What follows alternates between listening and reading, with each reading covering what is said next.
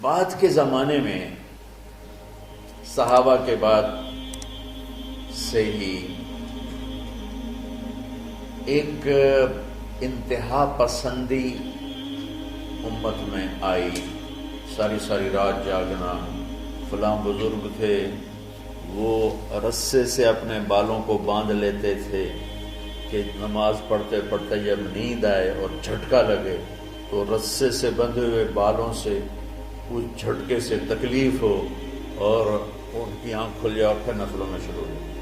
ایک فلاں بزرگ تھے، وہ اپنے آنکھوں میں نمک کا سرما لگاتے تھے تاکہ آنکھیں جل جائیں، اس میں وہ جلن پیدا ہو جائے اور نیند اڑ جائے۔ یہ ایسے واقعات بھرے پڑے ہیں۔ فلاں بزرگ تھے، انہوں نے 30 سال عشاء کے وضو سے فجر کی نماز ادا کی۔ یہ اپنی جگہ پہ بزرگی ہے، لیکن یہ دین ہم پیش نہیں کر سکتے۔ فلاں بزرگ تھے، وہ 30 سال سے ستو کھا رہے تھے کہ روٹی کھانے اور ستو کھانے میں 70 دفعہ سبحان اللہ کا فرق پڑ جاتا ہے، تو روٹی کھائیں تو 70 دفعہ سبحان اللہ کم کہہ سکتے ہیں، اور ستو کھائیں تو 70 دفعہ سبحان اللہ زیادہ کہہ سکتے ہیں۔ تو لہٰذا انہوں نے کہا مجھے تو 30 سال ہو گئے، میں تو ستو کھا رہا ہوں، میں تو روٹی نہیں کھا رہا۔ یہ دین نہیں ہے، یعنی یہ وہ دین نہیں جو ہم انسانیت کو پیش کر سکتے۔ یہ تو لوگوں کو دوڑانے والی بات ہے۔ اور ایک آدمی ایک بزرگ سے ملنے گیا تو وہ نوافل پڑھ رہے تھے، وہ ظہر سے عصر تک نفل پڑھتے رہے، وہ ان کے انتظار میں بیٹھا رہا۔ پھر عصر سے مغرب تک وہ مراقبہ کرتے رہے، وہ انتظار میں بیٹھا رہا۔ پھر مغرب سے عشاء تک وہ نفل پڑھتے رہے، وہ بیچارہ انتظار کرتا رہا۔ پھر عشاء کے بعد پھر نفل شروع کیے تو تہجد تک نفل پڑھتے گئے اور وہ بیچارہ پیچھے بیٹھا ہوا۔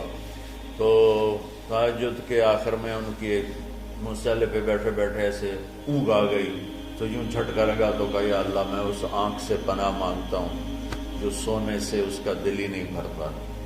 اور پھر اس کے بعد فجر کی نماز پڑھ کے اشراق تک بیٹھے رہے، پھر اشراق پڑھے، اخیر وہ بیچارہ اٹھی کے واپس آ گیا۔ لگتا ہے نہ ویلی کوئی نہیں۔ تو وہ اس نے کسی سے پوچھا کہ یہ بزرگ کب سے یہ کر رہے ہیں؟ کہ پچھلے 30 سال سے کر رہے ہیں۔ یہ راہبانیت کی شکل ہے، یہ وہ دین نہیں جو ہم لوگوں کو پیش کریں گے تو وہ کہیں گے واہ واہ واہ واہ کیا دین ہے بھائی، قبول کرو۔ یہ ایک قسم کا غلو آیا۔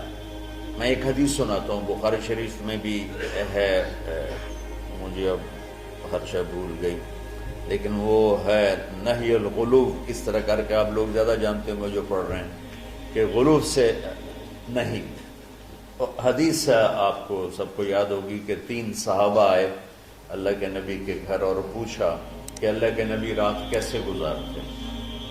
تو گھر والوں نے کہا سوتے بھی ہیں، جاگتے بھی ہیں، کھاتے بھی ہیں۔ تو وہ تینوں آپس میں کہنے لگے وہ تو نبی ہیں، سوئیں بھی تو کوئی بات نہیں، اور شادی ہے کوئی بات نہیں، ہم تو نبی نہیں، ہمیں تو کچھ کرنا چاہیے۔ ایک نے کہا کہ میں ساری زندگی روزہ نہیں چھوڑوں گا، ایک نے کہا کہ میں ساری زندگی سوؤں گا نہیں، ایک نے کہا میں ساری زندگی شادی نہیں کروں گا۔ تو دیکھنے میں تو واہ واہ کیا بڑی بزرگی ہے بھائی، بڑے بزرگ ہیں۔ ہمارے نبی کو پتہ چلا، آپ نے تینوں کو بلا لیا، کہا تم مجھ سے زیادہ اللہ سے ڈرنے والے ہو، میں تم سے انا اتقاکم یا اخشاکم، الفاظ آپ لوگوں کو زیادہ یاد ہوں گے لیکن مفہوم میں صحیح پیش کر رہا ہوں۔ آپ نے کہا میں تم سے زیادہ اللہ کو جانتا ہوں، تم سے زیادہ اللہ سے ڈرتا ہوں، میں سوتا بھی ہوں، میں کھاتا بھی ہوں، میں روزے بھی رکھتا ہوں، میں چھوڑ بھی دیتا ہوں، میری بیویاں بھی ہیں، میں اپنی بیویوں کے پاس بھی جاتا ہوں۔ تم دین میں غلو سے بچو، پہلے امتوں کو ہلاک کر لیا دین میں غلو۔ دنیا میں غلو یعنی انتہا پسندی، ایکسٹریمسٹ ہونا، دنیا ہو یا دین ہو، دونوں میں اعتدال بچو، اللہ تعالیٰ کو پسند ہے۔ تو شکر ہے کچھ ماحول بدلا بھی ہے، ہر مکتب فکر میں معتدل لوگوں کی تعداد بڑھ رہی ہے، لیکن ہر مکتب فکر میں ایسے سخت دل اور ایسے متعصب آنکھوں پہ پٹی باندھ کے بیٹھے ہوئے ہیں کہ اپنے سوا کسی کو مسلمان سمجھنا ہی نہیں۔ اچھا دیکھو تم میری اولاد ہو، اللہ کا واسطہ دیتا ہوں، اگر تمہارا میرا کوئی تعلق ہے، پتہ نہیں تمہارا مقدر تمہیں کہاں کہاں لے جائے، کس ممبر پہ بیٹھو، کس مسند پہ بیٹھو، کس درس کی مجلس میں بیٹھو، لوگوں کو دین پڑھانا، بچوں کو، اگلی نسل کو دین پڑھانا، اگلی نسل میں نفرت کے بیج نہ بونا، بغض کے بیج نہ بونا۔ میرا رب بڑا کریم مہربان ہے۔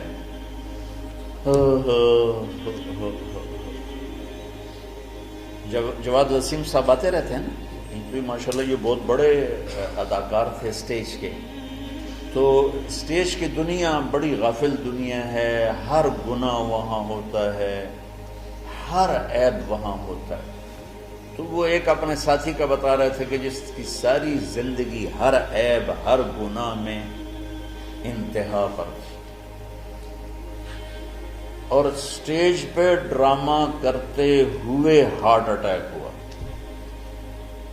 یعنی کوئی گھر میں نہیں، کوئی مسجد میں نہیں، اسٹیج پر غفلت کی انتہا میں ہارٹ اٹیک ہوا۔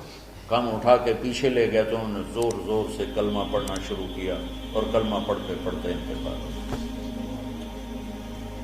تو جس شخص کی ساری زندگی ایسے عیبوں میں گزری کہ میں منہ پہ لاتے ہوئے شرماتا ہوں، وہ مرتے ہوئے کلمہ پڑھ رہا ہے، تو میرے رب کو کیا چیز پسند ہے؟ یہ مولانا شاہ صاحب کے بھائی کا واقعہ تو ابھی کا واقعہ۔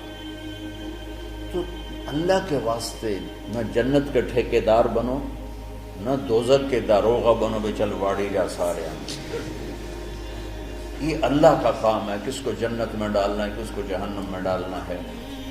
یغفر لمن یشاء ویعذب من یشاء، بس ایک اللہ نے کہا ہے کہ ان اللہ لا یغفر ان یشرک بہ، دیکھو میرے بندوں میں شرک معاف نہیں کروں گا، ویغفر ما دون ذلک لمن یشاء، باقی جس کو چاہوں معاف کر دوں۔ کیوں؟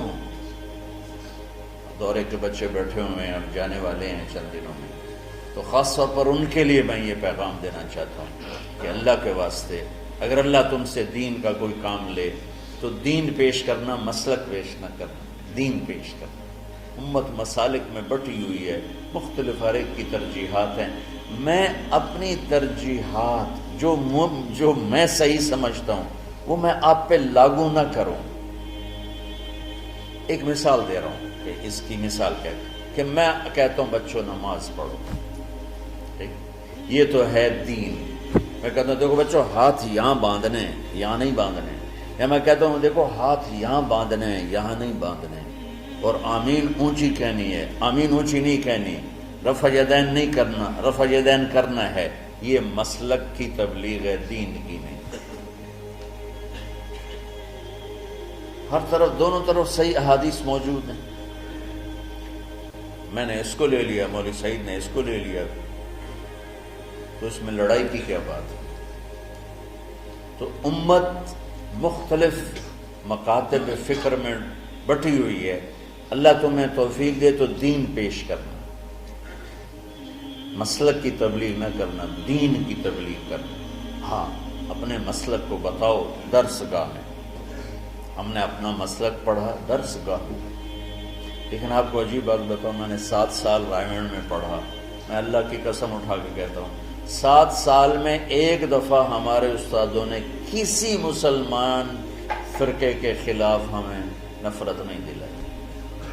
ایک سبق بھی مجھے یاد نہیں کہ ہمارے استادوں میں سے کسی نے چڑھائی کی ہو اہل حدیث پر، بریلیوں پر، شیعوں پر، کبھی بھی۔ ہمیشہ میں امت امت امت امت، اللہ نے وہ ہمارے دل میں گاڑ دی وہ بات۔ آگے میں جو نسل تیار کرنا چاہتا ہوں ایسی تیار کرنا چاہتا ہوں، اعتدال والی ہو۔